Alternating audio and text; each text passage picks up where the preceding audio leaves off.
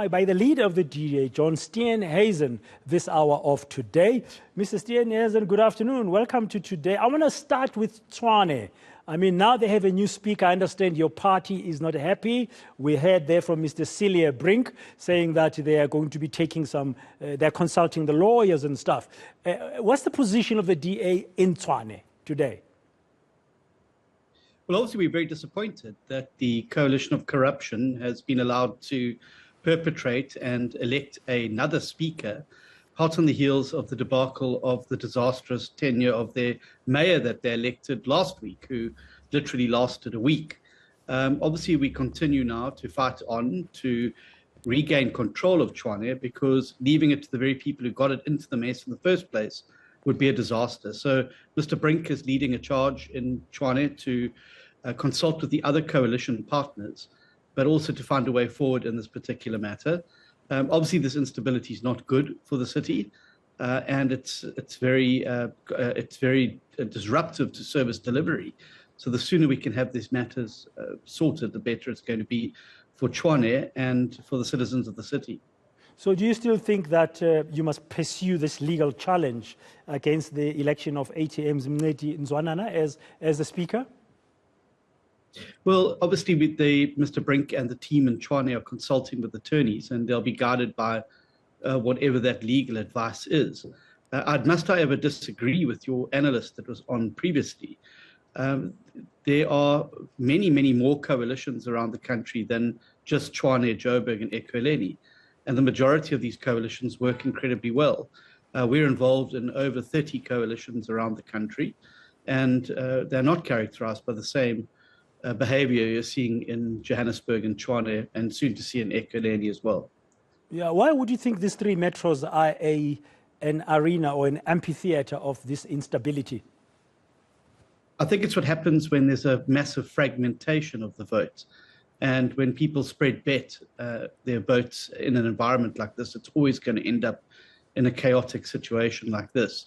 It's also one of the reasons why most proportional representation systems around the world have a threshold for representation in the legislature or council, because what that does is avoids this proliferation of small, 6% parties that end up contributing massively to the instability there. So you'll see in advanced democracies, these thresholds are there, but also in our peers in other countries, in BRICS, for instance, where there are thresholds for representation. And it's something we're going to have to get to grips with, because proportional representation systems always will end up in a coalition scenario. It's the nature of the system. And I think we need to catch up in terms of legislation and planning so we can avoid this chaos. The last thing you want to see is this playing out on a national level, or in some instances provincial levels, after the elections next year. So it is something, as legislators, we need to, from all parties, need to get to grips with very, very quickly. Okay, away from coalition politics, you were picketing yesterday outside the Pretoria Ministerial estate in Tshwane, and another issue that you are challenging is the current Ministerial handbook, and you want to propose what we are terming Cabinet Pax Bill. Tell us about that. Well, obviously, at the moment, the Ministerial handbook there's no oversight from Parliament in any way, shape, or form.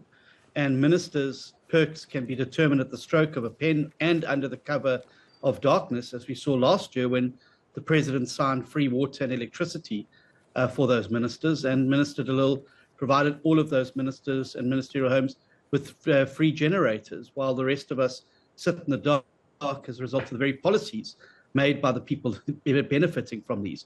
And obviously, in the environment that we live in South Africa, where 42% of people are unemployed, where 30 million people live below the poverty line, to be spending, to have a portfolio of R1 billion of 97 mansions, to be spending hundreds of millions of rand every single year on support staff, vehicles and offices, as well as 2 mansions for ministers, is grotesque. And we need to cut this back and to make sure that there's more money being spent on the people in South Africa and less on the politicians. So the bill seeks to put in place measures to make sure there's parliamentary oversight of what goes into that ministerial handbook.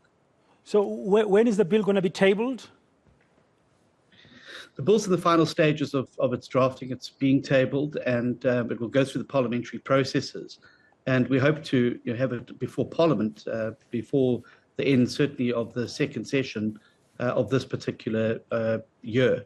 It's obviously very important that we do so because given the huge amount of money that's being spent on these ministers and the huge needs balancing in South Africa, to be spending 8 billion rand a year on VIP protection services in the current constrained economic environment is frankly ludicrous, and we need to do something about it. Yeah, I've heard voices of saying if Parliament was moved from Cape Town and we only had government and Parliament in one city to reduce the cost, and then also the bill that you are talking about, the government bill, the expenditure bill, would also come down because they have to fund residencies in a number of cities. How would you respond to that? Well, it must come down to a cost-benefit analysis, and certainly all of the studies that we've seen done so far don't justify the move, because the replacement cost of rebuilding what we have in Parliament in terms of office space, legislature space, is something that the fiscus just can't afford. And I think that there's already been a constraint to try and find the money to repair what we have already after the terrible fire here. And it's been over a year now, and there's been no movement. There's very little money in the fiscus to provide the billions it's going to take to relocate Parliament. But it must come down to a cost-benefit analysis. You can have the two centres, but you can find other ways to do this. You could, for instance, provide ministers with a housing subsidy, rather, where they're not being given a mansion with full of furniture, full of cutlery, full of all the equipment, with generators, electricity, and water. You could be providing a subsidy for them to either rent or to stay in their own homes and to upgrade the security there. It's just an expense we can't afford. We can't have people living like rock stars while 30 million of our fellow citizens live below the food poverty line in South Africa and the poverty line from an income perspective. Yeah, another subject I want to talk to you about this afternoon is that you've announced today some legal steps you are taking against the EFF. In terms of what you are alleging is intimidation and violent threats ahead of next week Monday's national shutdown. Have you done so? What are these legal steps that you are taking? Well, Dan, what we're going to be doing, and let me be clear, we're not trying to prevent the EFF from marching. That is their democratic right to do so. But it has to be a balance of rights, that people who do not want to participate and do not want to shut down on the day should not be prevented, threatened, or intimidated from doing so. So we're approaching the court to make sure that all municipal and legal requirements are met for the application for these marches, and that all those steps are followed. Secondly, that the EFF will be held personally responsible should there be violence, looting, and damage to public or private infrastructure. And thirdly, to get the letters that they've issued to places like OR Tambo, to institutions, big corporates, declared unlawful, and have them withdrawn. It's not acceptable to go around to businesses threatening that if they don't shut down on the day, there are going to be consequences for them.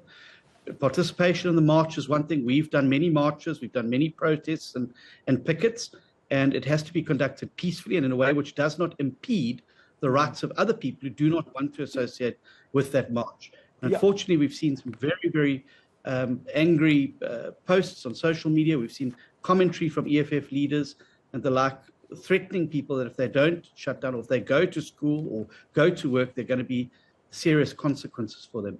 And I don't think that's acceptable. So you are focusing your legal steps around this fear or concern that there could be intimidation, and because you've seen some violent threats on social media. I don't know if you're aware, earlier today, EFF issuing a statement saying that your efforts to these legal steps are anti-democratic publicity stunt, that you are frivolous. I'm quoting from their statement. You are misguided and you are racist. How do you respond to the EFF? Well, it's obviously the typical standard stock response from the EFF, but one only needs to look at the commentary made by Julius Malema very publicly yesterday, and the letters that they've actually been serving on businesses and the threats they've been making. This is a real, clear and present threat to these individual businesses, these operations. This is not something the DA is making up. Seeing the Mpumalanga leader, for instance, on social media brandishing a semi-automatic weapon and saying by any means necessary.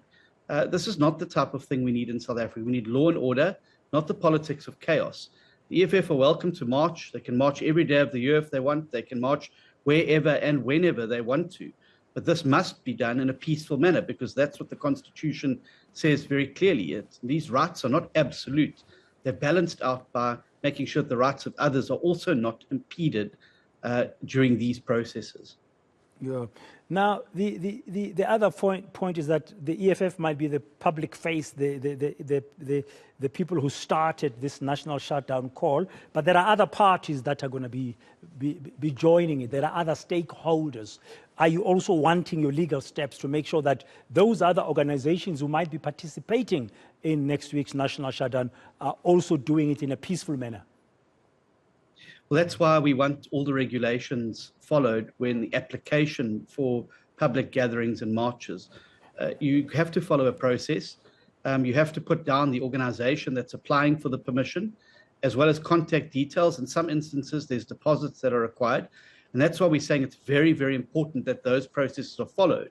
Because if there are incidents of violence, of looting, of disruption, of shops being torched, that there is a responsible party that you can go back to as the municipality to recover the damages from. That's precisely why there is a procedure that's followed. If all other political parties and civil society organizations have to follow these rules, then they must apply to everybody equally, and that includes the economic freedom fighters and any other organizations that wishes to demonstrate.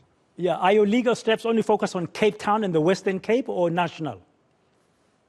No, we're launching the North Gauteng High Court, and it's to focus nationally. My understanding is the city of Cape Town and the province of the Western Cape have already applied to the courts for interdicts against the violence and disruption, because obviously they understand the clear and present danger to the economic and social and and other well-being of the people of the city and the provinces. So we'll be launching the North Gauteng High Court to try and get something that would cover the whole of South Africa, to provide some comfort and assurance to business people and business owners, as well as individuals and parents of school-going children, that if they choose not to participate in the national shutdown, that they will not face consequences or be forced or coerced into or threatened into participating in the shutdown. Okay, April is not far away, Mr. Steenhuisen. The Federal Congress is coming up. You're standing for re-election, and you might be facing the former Joburg mayor, Dr. Mpho Phalatse, I understand. I don't know how far the nominations process is for your Congress and for the various leadership positions. Well, I'm not sure either. I'm a candidate, so I'm not privy to that sort of information. I'm sure in the coming day or two, there should be an announcement. I think nominations closed on Monday evening. I'm sure the party's presiding officers will make an announcement in that regard shortly, but I am not privy to any of that information as a confirmed Are you candidate. seeking re-election? Yes, of course. I mean, I've announced that I'm seeking re-election. I launched my campaign in November last year, and I've been on the campaign trail around the country, speaking to delegates of the party about the offer for the second term. And I've been very encouraged by the reception and by the endorsements that I've received from almost all the provinces now. Yeah, I've seen reports that you've been endorsed in every other province. So Dr. Mpho Phalatse stands no chance. Well, I wouldn't say that at all. This is a democracy, and at this stage, it's probably too close to call. There's still 3 weeks to go, and I, as a veteran campaigner, never take anything for granted, and so I'll campaign as hard as I can, wherever I can, right up until that last buzzer goes, because you never leave anything to chance in politics, and you never say never. Yeah, if you succeed to be re-elected as leader, I mean, we have this big general election coming up next year, marking 30 years of our democracy. Everybody looking at it as going to be a historic or watershed, significant, defining moment for the country. I don't know which adjective other people are using. What will you do differently as the leader of the DA that you haven't done since you've been at the helm to make sure that you perform even better next year? Well, obviously, there's some internal processes that we need to sort out, and some policy positions that will allow us to have greater flexibility in how we articulate our offer, particularly around the economy. And those are going to be the subject of a number of resolutions. There's also tightening up our disciplinary processes within the party, and those are also subject to a number of resolutions that are there. I wouldn't do anything massively differently than what we have been doing, which is focusing on what I call the ABCs of politics: activism, building branches, and campaigning on issues that matter to ordinary South Africans. And I think that if you look particularly over the last 2 years, the switch of the DA away from merely criticizing the ANC and putting on the table workable alternatives on every single key aspect of life, from devolution of policing to reducing the cost of living, to reducing the burden on social grant recipients, to looking how we can stimulate job creation and how we can free our citizens from load shedding. And we're applying these wherever we govern. So I think that we've built a good foundation, and obviously it's about taking the message now to every corner of South Africa and spreading the message of hope and change, because it is an historic election. For the first time in 75 years, no single party will receive an outright majority. And I think that's a crossroads moment for South Africa. And I want the DA to have a significant pile of chips on the table going into that high-stakes poker game after that election, so we can ensure that our values of freeness, fairness, opportunity, and diversity are reflected in whatever may come afterwards. Mr. Steenhuisen, thank you very much for your time this afternoon on Today on eNCA. John Steenhuisen, the leader of the official opposition Democratic Alliance, just dealing with a number of few questions that have come up about some of the issues involving his political party. Still ahead.